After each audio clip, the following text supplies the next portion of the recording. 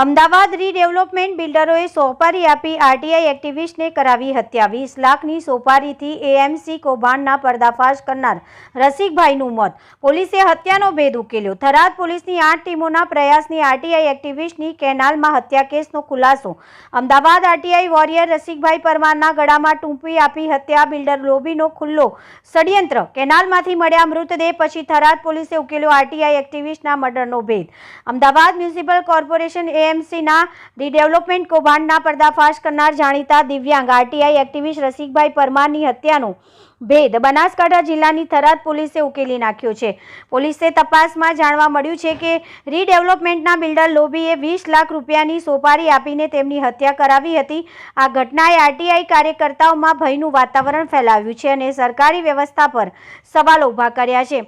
ગત 13 ઓક્ટોબરના રોજ થરાદ નજીકની નર્મદા મુખ્ય કેનાલમાંથી રસિકભાઈ પરમાર ઉંમર વર્ષ 50નો મૃતદેહ મળી આવ્યો હતો। પોસ્ટમોર્ટમ રિપોર્ટમાં ખુલ્લું થયું છે કે તેમની ટૂંપો આપીને હત્યા કરવામાં આવી હતી। મૃતદેહ પર ગળું દબાવ્યાના સ્પષ્ટ નિશાન મળ્યા હતા, જેના કારણે પોલીસે તાત્કાલિક હત્યા અને ગુનાહિત કાવતરાનો કેસ નોંધ્યો હતો। રસિકભાઈ છેલ્લા 1 દાયકાથી એએમસીના અનેક કૌભાંડોની આરટીઆઈ દ્વારા તપાસ કરતા હતા, જેના કારણે તેમને અનેક ધમકીઓ મળી હતી। થરાદ પોલીસે આ કેસને ગંભીરતાથી લઈને 8 વિશેષ ટીમો બનાવી હતી। તપાસ દરમિયાન પોલીસને મળેલી માહિતી અનુસાર બિલ્ડર લોબીએ તેમના વ્યાપારિક હિતોને નુકસાન ન પહોંચે તે માટે 20 લાખ રૂપિયાની સોપારી આપી હતી। આ સોપારીનો આધાર હત્યારાઓને રસિકભાઈને અપહરણ કરીને કેનાલમાં ફેંકી દીધા હતા। પોલીસે તપાસમાં મુખ્ય આરોપી તરીકે 4 વ્યક્તિઓની ધરપકડ કરી છે। ગંગારામ ઉર્ફે ભીખો પરમાર રહેઠાણ સિયા બનાસકાંઠા, પંકજ પરમાર રહેઠાણ અબાસણ જિલ્લો વાવ થરાદ, 3 કલ્પેશ ચાંચાણી રહેઠાણ અબાસણા જિલ્લો વાવ થરાદ અને સુરેશ પરમાર રહેઠાણ ચાત્રા બનાસકાંઠા। આરોપીઓ પાસેથી હત્યાના તારણો અને સોપારીના પુરાવો મળ્યા છે। થરાદ પોલીસ સબ ઇન્સ્પેક્ટર સીપીના નેતૃત્વ હેઠળ ચાલી રહેલી તપાસના વધુ ઊંડાણપૂર્વક કાર્યવાહી કરવામાં આવી રહી છે। પોલીસે જણાવ્યું છે કે આરોપીઓને વધુ કોઈ હત્યા કેસમાં સામેલ છે કે નહીં તેની તપાસ કરી રહ્યા છે। બિલ્ડરે લોબીના અન્ય સભ્યો અને સંબંધિત વ્યક્તિઓની ધરપકડ કરવાની કાર્યવાહી ચાલુ છે। આ ઘટનાના પછી આરટીઆઈ કાર્યકર્તાઓ અને સમાજસેવીઓ વ્યાપક વિરોધ નોંધાવ્યો છે અને આરટીઆઈ કાયદાની સુરક્ષા માટે કડક કાયદા બનાવવાની માંગ કરી છે। આ હત્યા એક વ્યક્તિનો અંત નથી, પરંતુ લોકશાહી અને પારદર્શિતાની લડતનું પ્રતીક છે। થરાદ પોલીસની આ કાર્યક્ષમતા પ્રશંસનીય છે, પરંતુ આવા કેસોને રોકવા માટે સમગ્ર વ્યવસ્થામાં સુધારા જરૂરી છે। થરાદ પોલીસને એવી જાણ થાય છે કે ભાઈ નર્મદાની કેનાલમાં એક ડેડ બોડી મળે છે, એટલે પોલીસ તાત્કાલિક થરાદની પોલીસ તાત્કાલિક ત્યાં પહોંચે છે અને ડેડ બોડી જોઈ છે। એટલે પ્રથમ દ્રષ્ટિએ ગળાના ભાગે કાપા હોય છે, એટલે પોલીસને ડાઉટ જાય છે। એટલે પોલીસ સૌ પ્રથમ તો એ ડેડ બોડીને ત્યાં પીએમ માટે લઈ જાય છે અને પીએમ દરમિયાન એવું મતલબ ખબર પડે છે કે આ મતલબ કુદરતી મોત નથી, આત્મહત્યા નથી, આ ખરેખર મર્ડર છે। એના અનુસંધાને જે મરણજના ભાઈ છે એમની ઓળખ માટેના તમામ પોલીસ પ્રયત્ન કરે છે અને પછી ડેડ બોડીની ઓળખ થાય છે કે ભાઈ આ ડેડ બોડી છે એ અમદાવાદના રસિકભાઈની છે। એ ડેડ બોડીને આધારે રસિકભાઈની ઓળખ થતાં રસિકભાઈના ભત્રીજાની મર્ડરની ફરિયાદ લેવામાં આવે છે। ફરિયાદ દીધા પછી અમારા વાવ થરાદના પોલીસ અધિક્ષક સાહેબ શ્રી તરેયા સાહેબની સૂચનાથી અને તાત્કાલિક આ ગુનો ડિટેક્ટ કરવા માટે થઈને અલગ અલગ એસપી સાહેબની સૂચના પ્રમાણે 8 ટીમોનું ગઠન કરવામાં આવે છે અને અમારા technical surveillance, mobile cell tower લોકેશનો ટ્રેસ કરવા માટે અને સીસીટીવી ફૂટેજ અને બધા હ્યુમન રિસોર્સિસને આધારે અમે જેમ બને એમ જલ્દીથી આ ગુનો શોધવા માટેના તમામ પ્રયત્ન કરીએ છીએ। એ દરમિયાન એક આરોપી છે એમનો અમને લોકેશન મળે છે કે ભાઈ આ વિસ્તારમાં આવેલો છે અને પૂછપરછ કરતાં પછી આરોપી ભાંગી પડે છે અને કબૂલાત આપે છે કે ભાઈ આ જે ખૂન અમે કરેલું છે અને એની પાછળનો જે મેઇન હેતુ છે એ સોપારીનું મતલબ સોપારીથી આ મર્ડર સોપારી આપીને લઈને મર્ડર થયેલું છે। જે મરણ જનાર ભાઈ છે રસિકભાઈ એ પોતે આરટીઆઈ એક્ટિવિસ્ટ છે અને જુદી જુદી મતલબ જે જગ્યાએ ભ્રષ્ટાચાર થતો હોય તે જગ્યાએ પોતે અરજી કરી અને ભ્રષ્ટાચાર ખુલ્લો પાડતો હોય છે।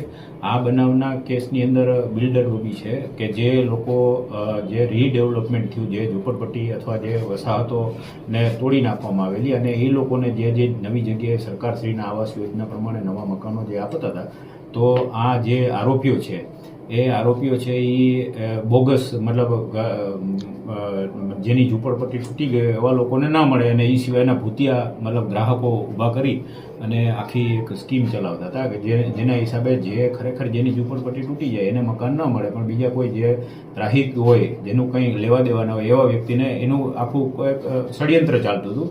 એ ષડયંત્રનો પર્દાફાશ આ ભાઈ જે આપણા મરણ જનાર જેનું ખૂન થઈ ગયું છે એ ભાઈ પોતે કરતા હતા અને એ આડખીલી રૂપ બનતા હતા.